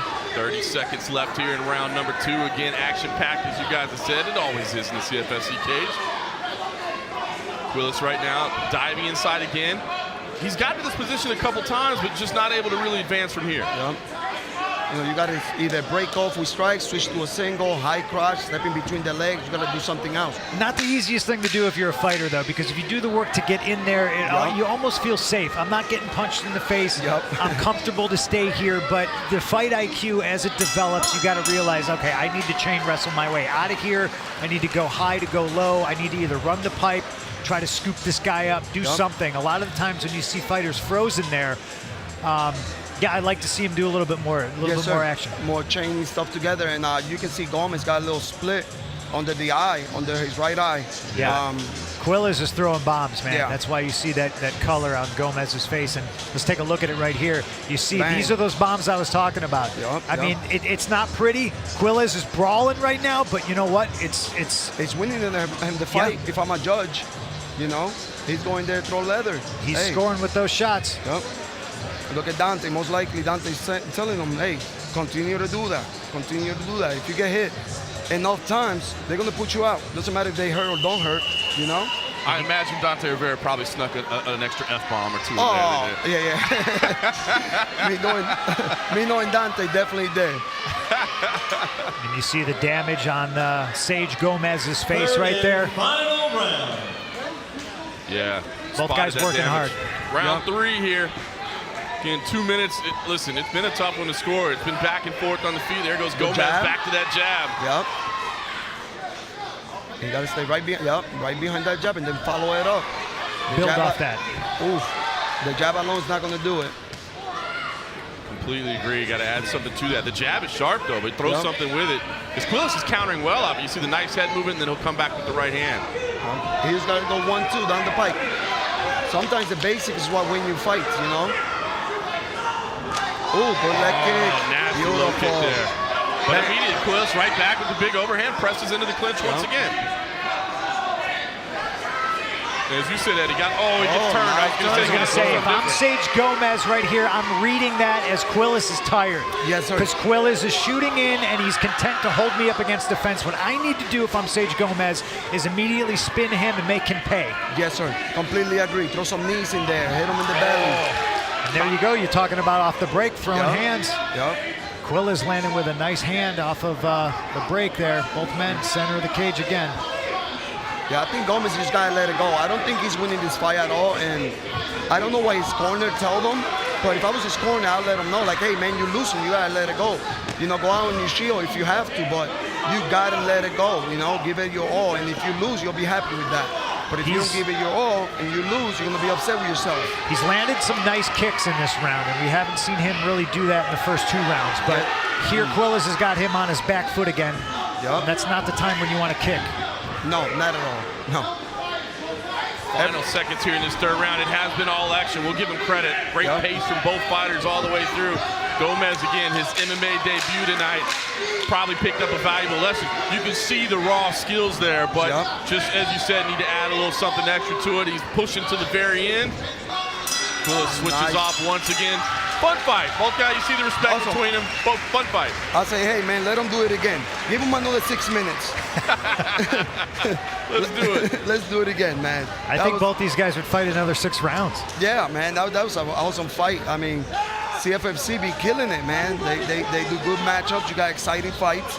Three rounds of some fun action in the next gen division, and we see exactly why right here. Both guys content just to stay in front of each other and throw punches. Yep. There's some takedown attempts, some good grappling exchanges, and some good punch. That punch off the break right there was just a beautiful thing. And that is, you know, if I'm a judge, I'm giving that to Elvis Quillis. I'm with you on that one. At first, I was, you know, after the first round, I was like, oh, that's going to be hard. But second and third, I think Quillis took it. Not to take nothing away from Gomez. I think he's a great fighter. This is his first fight. He has a long way. I mean, he's tall. He got a good jab, you know, so hopefully he had fun. I want to see him again. Yes, sir. I'm with you on that. Here in the chat, Brewster says, I think the right hands by Quillis really won him that fight. Yep. Agree with you there. Feng Shui MMA said, these fights are great. Much love to you guys. Thank you, Feng Shui MMA. We think we have good fights over here at CFFC every time out. If you haven't been watching this before, do that. Prelims on Facebook and YouTube. And then, of course, the main card goes on UFC Fight Pass at 8 p.m. Eastern. We've got an absolutely banging main card tonight. We've got a welterweight title fight, a couple of phenomenal prospects on the card as well. It's going to be a fun one, so make sure you're logged in, signed up, ready to go. But for now, let's find out the winner of this fight, Dr. David Sarnoff. Ladies and gentlemen, after 3 rounds of action, we go to the judges' scorecard. Judge 1 has the fight, 30-27. Judge 2 has the fight, 29-28. Judge 3 has the fight, 30-27. And your winner by unanimous decision, out of the blue corner, Elvis Barricano Quiles. Elvis Quiles does pick up the victory. Excellent work there. Like I said, Sage Gomez in his debut, he's got some stuff he can build on from there for sure. And fantastic fight. Eddie, just wanted to say thank you for the time, man. We know No problem, you came brother. straight from the corner over there, sat down at the broadcast table, helped call the fight. We love you joining us in these prelims, man. I love being here, man. I enjoy, you know, listening to you guys. You guys got a lot of experience. You guys got knowledge, and I love when you guys call my fight. We love calling your fights, man. You make it fun. When's the next one happening? I'm thinking September, October. I'm hoping more towards October because it's going to be in Philadelphia where my crowd can come. You know, I like fighting with the crowd. So, you know, I need my peoples here. But yeah, man, anytime you guys need me, I'm one call away. I love it. Eddie Torres, Taino Warrior. Thank you, Pleasure brother. as always, brother. Yep. Thank you for your time. Thank you, brother. Next time, rice and beans, brother. Oh, I got you with a pork chop. The rice and the pork chop, too. Come on, man. You can't beat that. I love Eddie Torres. I love watching him fight. I love hanging out with him. I don't love sitting next to him because he's so damn good dressed. It just makes me feel like a chump over here. But, you know, we do what we can. I mean, CM Punk, you can stand up to the, I mean, let's be honest. the wardrobe. He's obviously the better fighter, but I'm way better dressed than him. Speaking of good fighters. And listen. And speaking of well dressed, is here. well, The champ is here. Come on, man. You got the belt. I was going to say, I mean, you say what you will. Is it well dressed? The accessories are what matters. We put a belt like that to go. Oh, wait, hold on. Wait, I didn't even see the watch and the bracelet and everything else. You see the bracelet, you see the watch, you see the belt. It goes We're with the shining, belt. baby. We're shining Pumi over here. Nakuda, how you doing, man? It's great to be. The champ is in the building. The banner is up on the wall. Oh, man. How great does it feel to be here? Feels great, man. It's wonderful to take over the show. It's also wonderful to watch the show. I love it. We're happy to have you here. Let's continue on. We got a couple more prelim bouts, so let's just get straight into it. This is our final next-gen bout of the night. It features a pair of experienced welterweights with New Jersey's Mike DeKessian taking on New York's Jonathan DiLorenzo. Welterweight action in the next-gen division. We will go to the 3-minute rounds this time around. Again, these are more experienced next-gen fighters, so they get the extra minute. The first one you see here, Jonathan DiLorenzo, undefeated at 4-0, 29 years old, fighting in the CFFC cage for the very first time. Fought most recently back in 2018, picking up a submission win on the New York regional scene. So he now returns from a 2-year layoff. Of his wins, 2 of them are submissions. Let me say, both of them came in less than a minute into those fights. This man has shown the ability to get things done in a big way. Is David Branch over there in this corner? I mean, that's what you want to see, man. You know, working hard, and you got a good guy in the corner like David Branch. Hopefully he can get the W. We'll see. I love it. Representing David Branch Jiu-Jitsu, classifies himself as a Jiu-Jitsu and Muay Thai fighter, fighting out of Middletown, New York. Looks well put together. Mumi hasn't fought in a couple years. it's always interesting to me, right? I mean, maybe you put a whole bunch of new tools in the bag in 2 years, or do you lean towards, oh, but maybe the timing's not there? You know, it's kind of that battle, right? I mean, look, if you're doing it the right way, you should be working the whole time.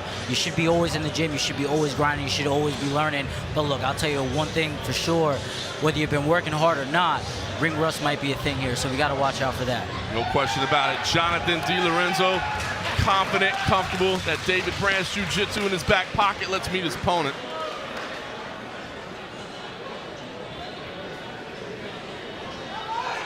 Mike DeKessian comes to us with a very impressive record of 4-1 in his next-gen career as well. 26 years old, made his amateur debut back in 2016. He is 1-0 in the CFFC next-gen division. That was back in April.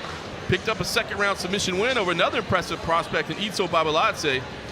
Both of his career submission wins have come via guillotine choke. 2 of those 4 wins have been via guillotine. So a couple of guys that have some grappling that they can put on display, fighting out the Driven Gym in Howell, New Jersey. Again, this is our final next-gen bout of the evening.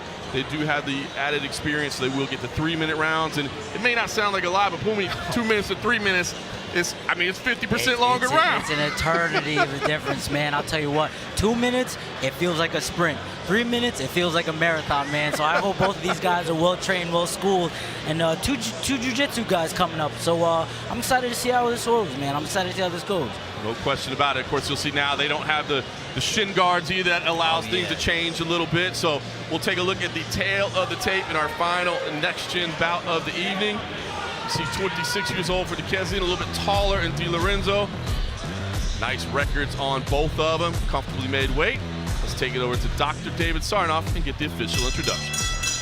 Ladies and gentlemen, this bout of the evening is scheduled for 3 3-minute rounds in the CFFC welterweight division.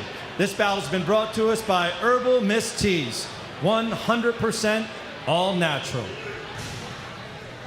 Now, standing to my right, fighting out of the blue corner, wearing the red and black trunks, standing at 6 feet 1 inches, weighing in at 170.6 pounds, with an undefeated record of 4 wins and no losses. Fighting for David Branch Jiu-Jitsu out of Middletown, New York, Jonathan DiLorenzo.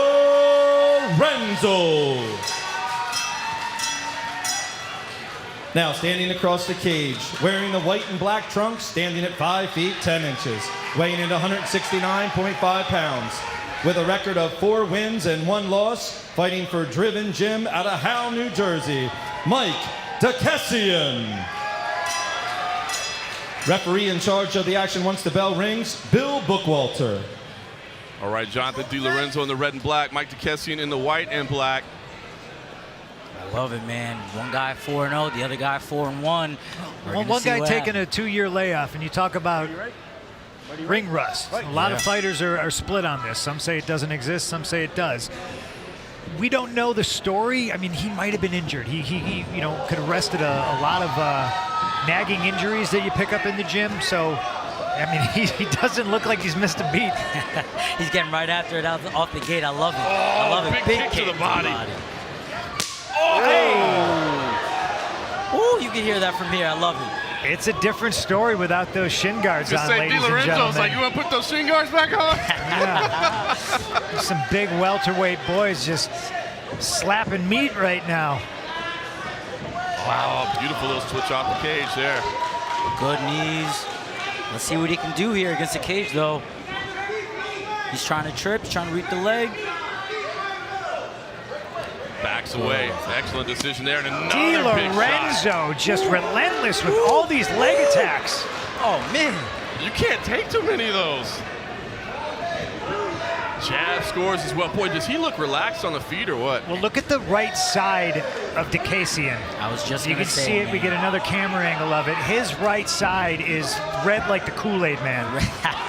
Red like the Kool-Aid man, but I'm telling you, the other guy, his right leg, his leg can't be fine too. I mean, that's a lot of kicks you're throwing without the shin guards. That's bone on bone, man.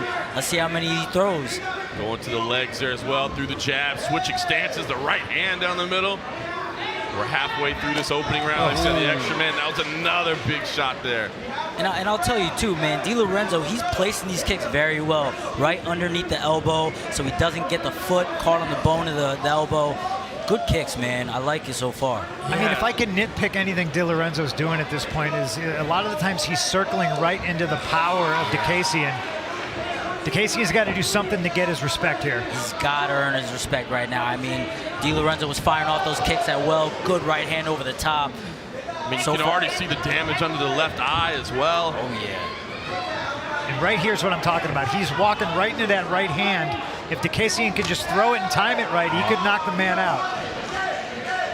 Oh, now he's wagging the tongue at him a little bit. This is wild. See, now there where he's circling to his right. Right there, yeah. Yep, So he threw the right hand there. There you go. You can't throw that enough. Oh, If I'm DeCasian, the instant he starts pedaling that way, I'm throwing that right hand. 100%. You either got to throw that right hand, you got to throw that right kick to the leg, right kick somewhere. You just got to cut him off, man, and don't let him circle into that power side. This is a wild performance from Di Lorenzo right now from a guy who hasn't fought in 3 years. Unbelievable. Now he's pointing to the chin saying, he's waving on it. I like it. give me more, give me more. To his credit, DeCasian trying to get in there and mix it up a little bit. Final seconds ticking off the clock. Oh, a big right hand right at the end. Woo! Wow, he looked like he was going to take those final few seconds off, and instead he surprised him on the offbeat. Man, what a performance from Di Lorenzo so far after that lengthy layoff. It looks like he didn't miss a beat. A tremendous display of offense from Di Lorenzo, and what a chin on Mike DeCasian. I mean, what else can you say? Both these guys came to fight. DeCasian's, both his eyes are marked up. He's got blood coming out of his face. And his body, like I said, is just marked up in red from tough body kicks. What a smart fight by Jonathan Di Lorenzo. And we're going to take a look at it right here. Inside leg kick, inside leg kick, inside leg kick. Switches it up, goes to the body. And, I mean, you can just hear the impact. Hey! Another one to the body. Another one to the body. He's just mixing it up. You got to believe, Boomy. He wants to throw that head kick. He wants to throw that head kick, and I got to believe in this second round is coming up. It should be coming, man. You kick the body, you kick the legs. Let's see if he brings it up top to the head. YouTube chat looking forward to the Slapping Meat t-shirts being released from CM Punk. In my old profession, I had to slap my own leg to make that kind of noise. These guys are just throwing live rounds. Jonathan Di Lorenzo in the red there had a fantastic opening round. Mike DeCasian pressing right now, needs to make something happen. Obviously showed a lot of durability, a lot of chin, toughness, as you guys said, but that body has gone from red on the side to we're already starting to get some purple and blue in there as well. Fruit punch to great. 100%, man. I really like the footwork right now of Di Lorenzo. He's moving, he's keeping him off beat. Incredible work thus far. So if there's a negative side to what Di Lorenzo's doing, it's he's throwing leg attacks, which is something that will sap your energy. It's easier to box, right? When you throw in those leg kicks, it could tire you out. It seems to have slowed down in this first minute of the second round. 100%. DeCasian trying to press in there, but Di Lorenzo hits him with that counter right as well. I mean, just the timing on the striking is fantastic. Because, I mean, if you look at the volume of leg kicks he threw in that first round to now. Oh, he slowed down considerably. Yes. He slowed down considerably. But let's see, we're about halfway through this fight so far. Let's see what we got. DeCasian deserves all the credit in the world for the toughness and the durability. Like I said, I mean, the body is chopped up. He's got damage under both eyes, but he's still pressing forward. That's what he's got to do. Because I don't like the way Di Lorenzo's got his arms down. DeCasian recognizing that. And he's got to rush in, get inside, throw those bombs, throw those hooks. That's what he's got to do, man. As soon as he gets on the outside of that black line, man, he should be going.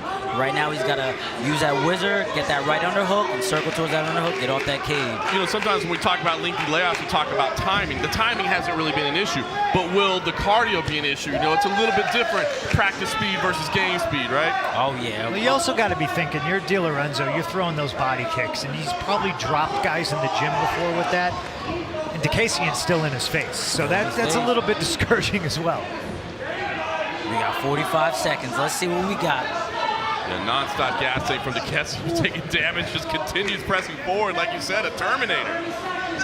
See, that's where he's got to go. He's got him on the outside of that black line. As soon as he stops moving, he should be trying to attack and get him going, man. Oh! DeCasian did a smart thing right there, too. He threw a 1-2, and that 2 was to the body. Probably recognized De Lorenzo slowed down considerably from the first round. Figures he'll attack his gas tank. Couple of deep breaths by De Lorenzo there. Still throwing fantastic strikes, but you said the volume's slowing down a little bit. Now we're moving. Cardio's pressing on a little bit. That extra minute, it matters. Final seconds ticking off the clock here in round number 2. And a much better round for Mike DeCasian. It still took some damage, but a much better round that time around. Much better round than the first round, man. Didn't need as many kicks. Was able to stop the movement a little bit, but I don't know. I don't know if he won that round exactly. I think if I'm him, if I'm his corner, I'm telling him he needs a finish, man. He's got to get that guy out of there. I agree. It was better, but I don't know that it was enough to put that round in his favor. But as you see, De Lorenzo there, you know, he's taking some deep breaths as we watch some of that action. So let's take a look at some of the action from this second round. You see a nice 1-2 right down the pipe from De Lorenzo, but DeCasian is no slouch himself, and he fires back later in the round right here with a nice exchange. A 1-2 from his own. Guys get linked up right there and pushed into the cage, and we're going to see a third round. This is going to be a pretty interesting round because we're talking about the gas tank at De Lorenzo, the toughness of DeCasian. Both guys having their moments in the second. Obviously, that first round was all Jonathan De Lorenzo. Let's see what happens in this third round. Yeah, I think he's up 2 rounds to none. And that first one, I don't know if it's enough for a 10-8, but it was a lot of damage. Maybe either way, I think DeCasian needs a finish.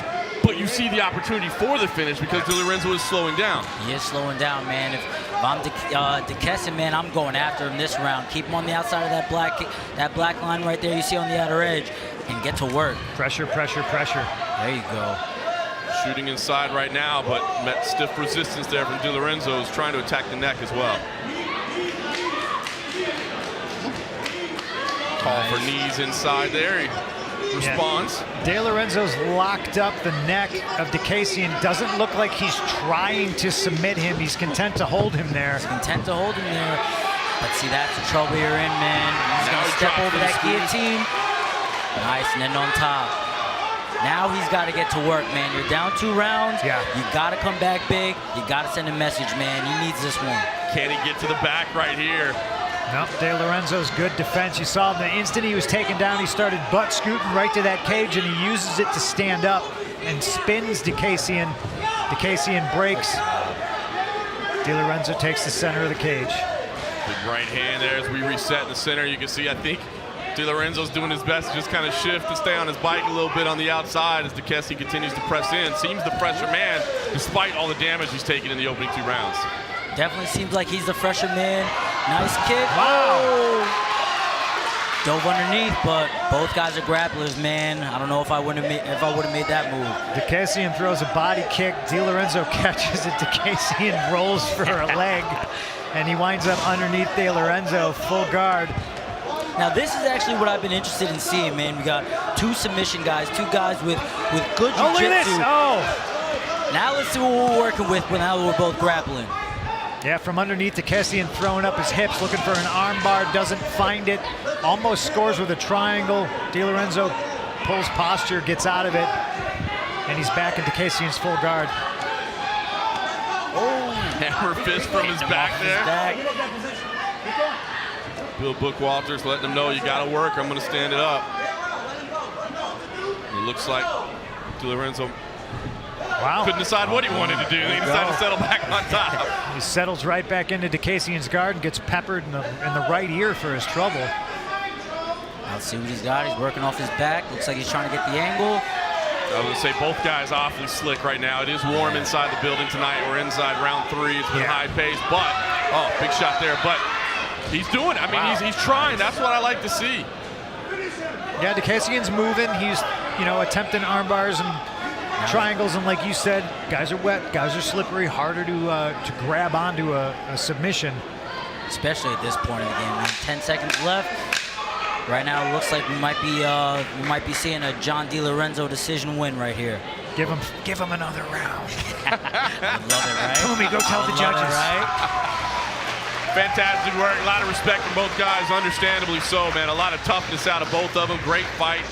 Solid pace throughout it. Great striking. You see DeCasian there, man. I mean, cut up, bruised up, body beat up, but he didn't stop until the end. Meanwhile, it looks like De Lorenzo returning from lengthy layoff in fantastic fashion will I imagine, keep that undefeated record spotless. But good performance by both men. I definitely want to see him here again in the CFFC cage. I definitely want to see both guys in there.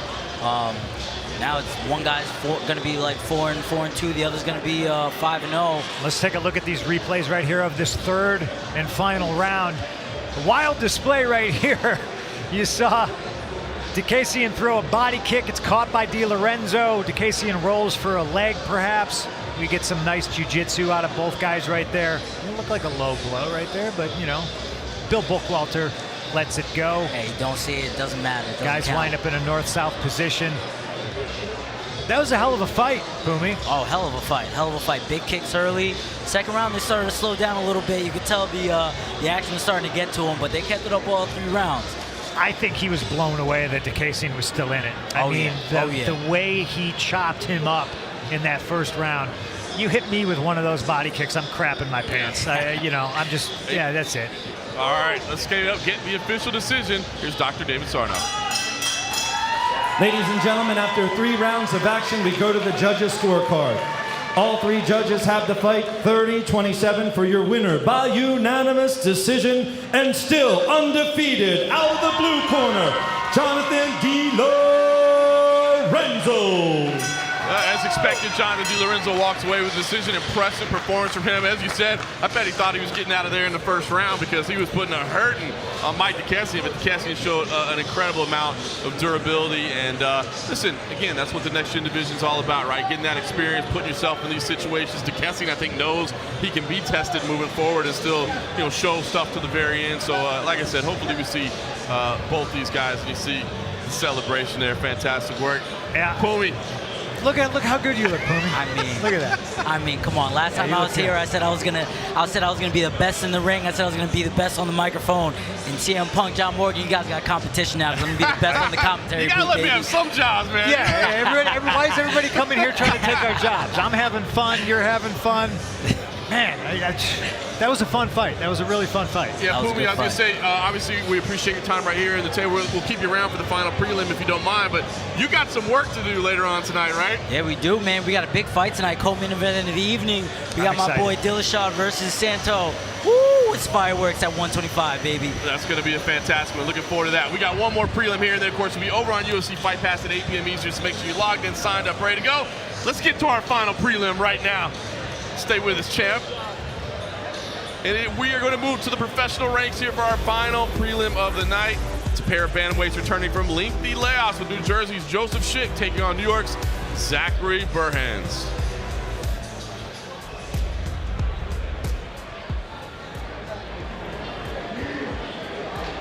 So we'll go to the full 5-minute rounds for our final prelim of the night. Bantamweight action.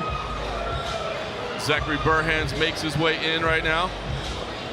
Making his CFFC debut, has a 3-4 record, fought most recently in November of 2019. He suffered a TKO loss out in Massachusetts, so that's 20 months off for him, although we just saw Jonathan Di Lorenzo in our previous fight show us that, hey man, sometimes those lengthy layoffs just make you better.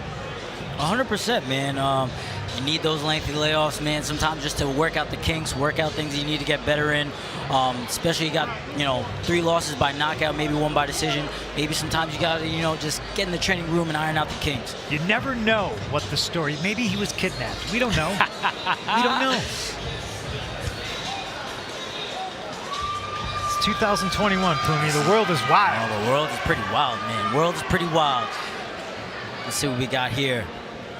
His opponent tonight will make his way to the cage now. Again, final prelim of the night. We appreciate everybody that's watching us on Facebook and YouTube. You'll need to make sure you're signed up for UFC Fight Pass. You're logged in for our main card. As Pumi said, we got a fantastic co-main event. We got a fantastic main event. It's a great card. Right now, Joseph Schick is stepping into the cage. First time in CFFC. Fought most recently in September of 2018. Scoring a majority decision win on the New Jersey regional scene. He's now returning from a 34-month layoff, so almost 3 years away.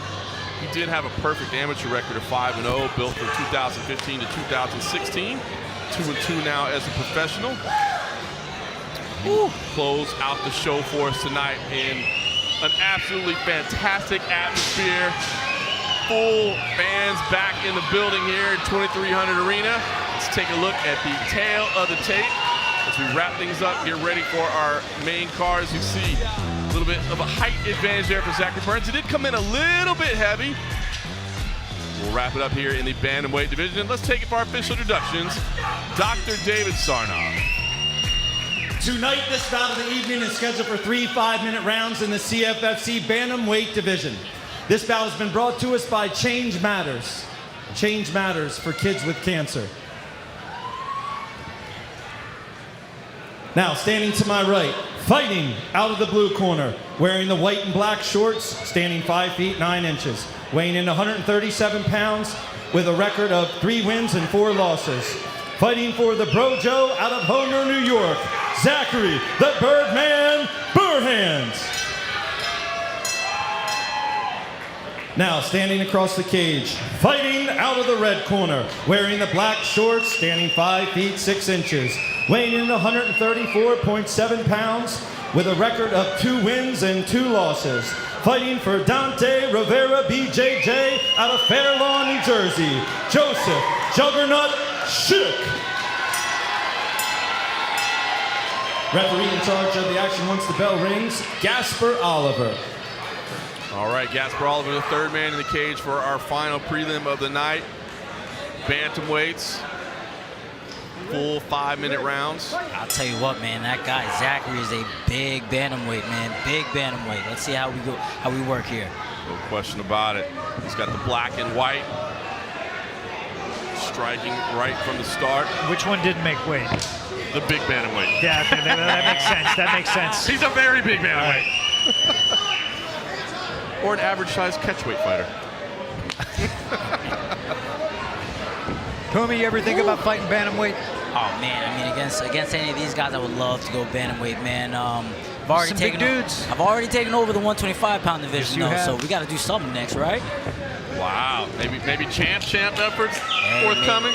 Maybe champ, baby. We'll see. I know there's a CFFC 100 card around the corner, so I wouldn't mind main eventing that one. Oh, that'd be a great one to have you on. Look forward to getting the details on CFFC 100. Spending a lot of time out in Las Vegas these days, right? It's all Aljo's fault. He's dragging me out there with him. I like it. Oh, they're scrapping right now.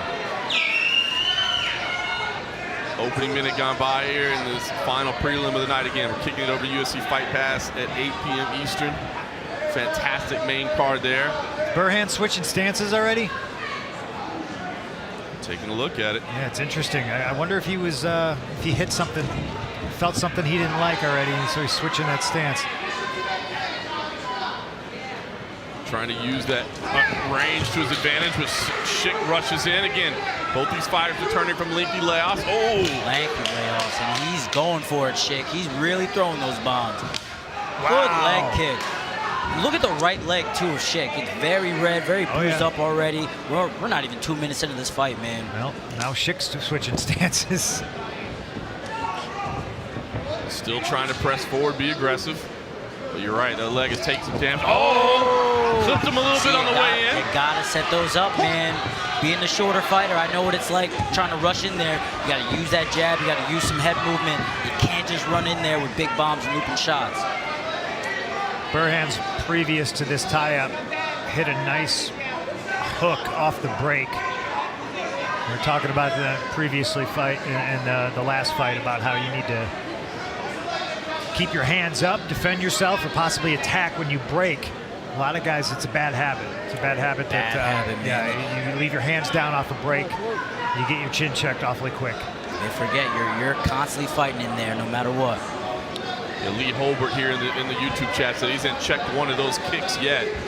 That got Saint to say really eager to see what Connor's plan is to defend leg kicks. Talking about leg kicks and checks, that's going to have a big role at UFC 264.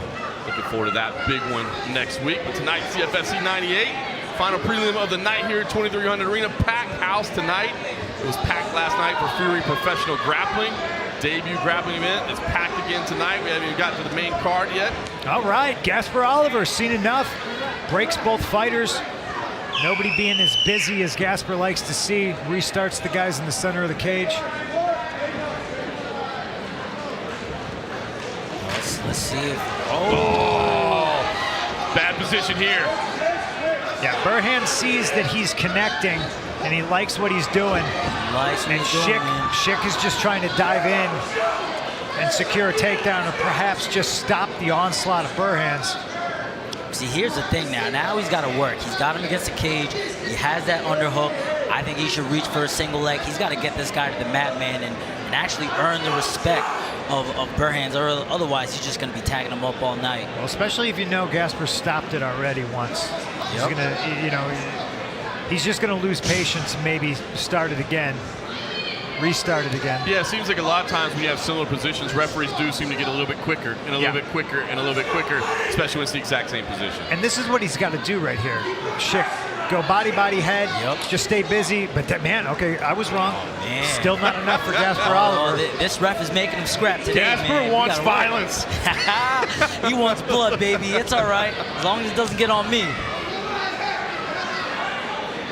Burhan's trying to reset. Again, he's had some excellent work on the feet there. Did it there with the left hand, and Schick just trying to get this thing to pitch. Boy, that leg is getting worse and worse. But now if you're Schick and you know it's been restarted twice from this position, you have to be desperate. Yeah. You have to at least show the urgency that you didn't show prior. Yep. Final 10 seconds of the opening round here in this bantamweight clash. Our final prelim here. It's CFFC 98. Oh! That's the one he's been looking for. Yep. Yeah, you know, he got it. Maybe that'll give him, obviously didn't get to do anything with that takedown right there, but maybe finally getting that will show him, okay, here's what's available to me, give him a little bit of confidence to say, okay, I can be successful in that position, because I don't think he wants to keep trading on the feet. 100%, man. He was getting tagged up on the feet. That right leg is still pretty red. If I'm him, man, I'm going back to that double. I'm not hanging out in the upper We body. got a contact missing. Oh, no! Zachary Burns just put his contact right back in his head. Oh, man. Shades of UFC welterweight Bilal Muhammad. Oh, man. Get some LASIK, ladies and gentlemen. They put a zoom in on it, too. That was gross. Woo! Take a look at some of that action, Punk. Yeah, we're doing replays right here, but I'm a little grossed out right now because I just saw a man eye poke himself. But we see right here, Burnham's getting busy with the hands. Joseph Schick getting busy with the wrestling. And right here, right at the end of the round, no time to work, finally scores a takedown. You got to believe that's going to give him a confidence boost. He gets there again, he knows he can take him down. He's just got to put it all together. Well, and I think he's got to know that he's got to do it quickly, right? Gasper Oliver was not wasting any time in that clinch position, so if he's going to get back there, like you said, hopefully he's got some confidence to know he can go to it, but he's got to go to it quickly. He's got to go to it, man. He's got 2 rounds to go. When you know you've lost the first one, you got to make a statement going into the next 2. I just want to talk about how wild it is that the man just put his contact in. You got to scrap. You got to scrap. Coming out swinging.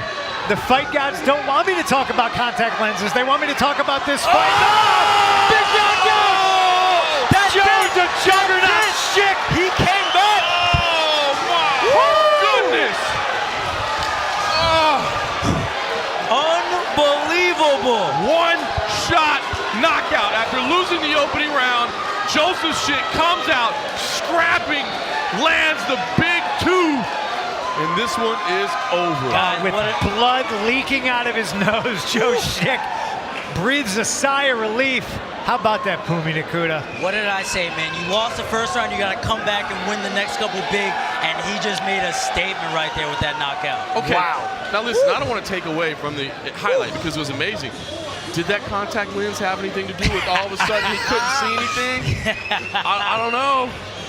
Well, let's take a look at it. And I don't know if we're going to be able to tell if there's any fugaziness with the contact lens, but I can tell you this is a fun couple of seconds in this cage right here. Both guys just throwing leather. Burnhams doesn't like it, tries to exit out the back door, shoot for a takedown. The Juggernaut says, no, we're going to stand right here and we're going to throw. Burnham says, all right, fine. He acquiesces to it and gets put down for his troubles. That is a huge KO, face plant by somebody who is winning the fight by all accounts. Huge right hook. I mean, you said juggernaut. I think that's the perfect word to describe that. Went through that first round, ate the leg kicks. Couldn't get the takedown, but didn't matter, man. He was coming to fire back this round.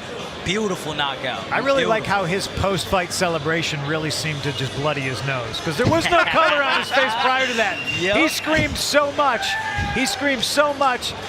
The blood came pouring out of his nose. Broke a vessel in his nose. That was absolutely unbelievable. What a scintillating highlight to wrap up our prelims. You see, getting treatment there is Zachary Burhans. Meanwhile, celebrating is Joseph Schick. Had his will tested in that opening round. Had to really go through some durability. And Pumi, you said it, had to come out and do something big. I mean, we're seeing heart like that.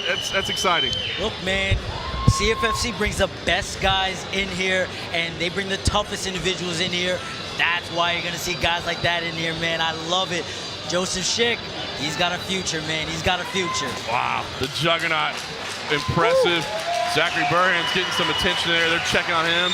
Always better be as safe as possible. Doctor's taking a look. Glad he's all right. Glad he's all right. And it's funny because, he's not going to be happy about the result, but Zachary Burhans was fighting pretty well in the opening round, and I thought he looked pretty good. And then Joseph Schick just laid that bomb on him.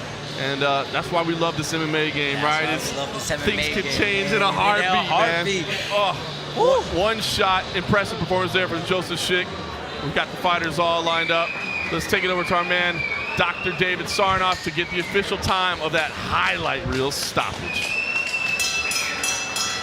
Ladies and gentlemen, this bout was stopped at 28 seconds in the second round. Winner by knockout, out of the red corner, Joseph Juggernaut Schick.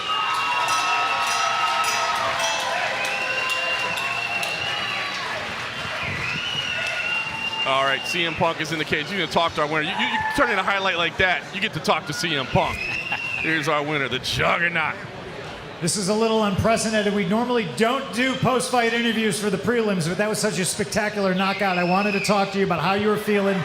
First round, I think it was left up to the judges. You were probably losing, and you came out like gangbusters. Talk to me about how you're feeling right now. Well, I took that first takedown in the end of the round. I knew there was only 10 seconds left, so I had to score late. And then the second round, my coaches, Dante Rivera and George Samuelson, just said, let your hands go, work on what we worked on all camp. And I let my hands go and got the knockout, so. Yeah, you let your hands go, all right. The last time you fought was 2018. We always debate, fighters, commentators, everybody, is if ring rust is a thing, but you came out here, and man, you didn't look like you were rusty at all. I got a lot of good training partners at home. Thank you to my wife for taking care of the kids while I'm home or training. And fortunate enough, she takes care of the kids while I'm training, so I didn't have much rust. I appreciate that. I love the shout out to the wife. Ladies and gentlemen, a spectacular knockout, Joe the Juggernaut Schick. Amazing stuff there.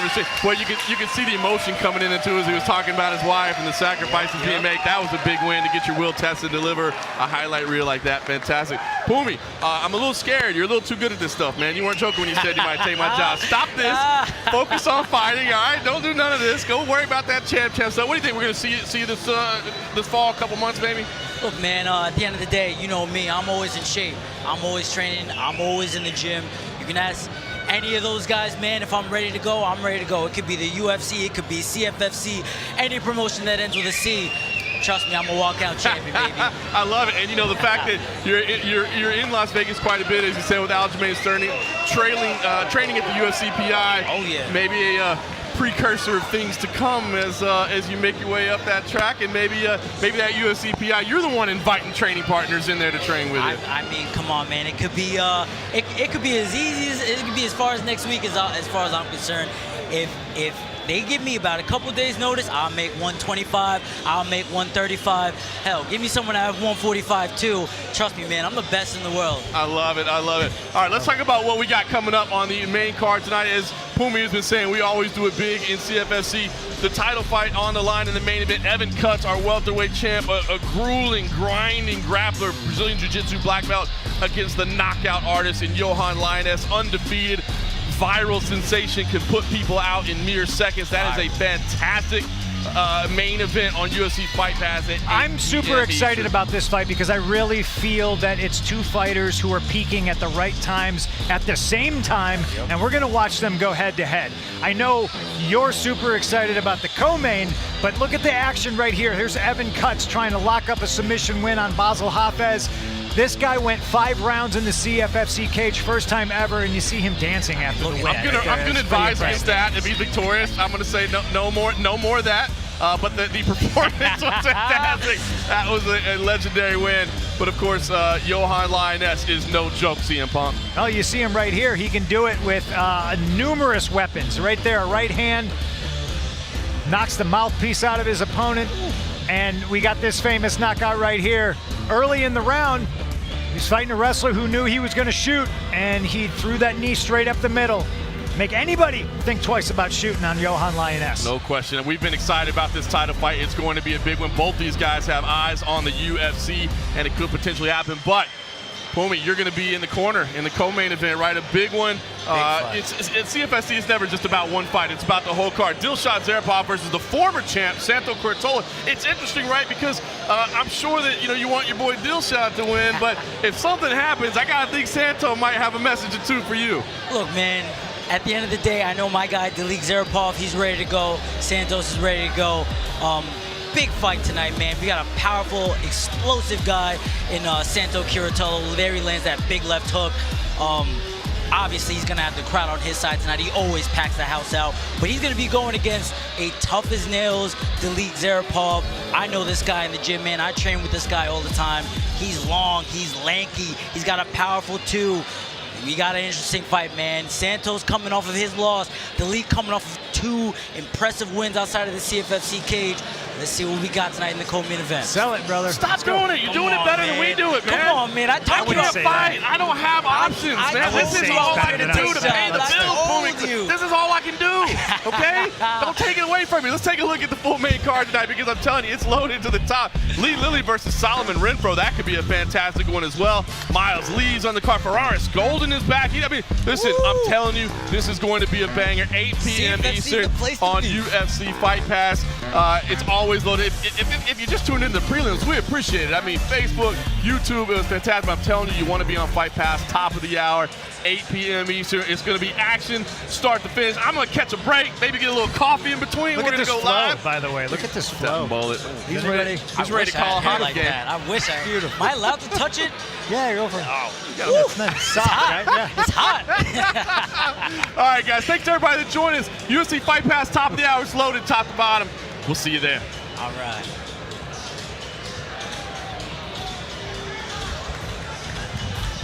All right.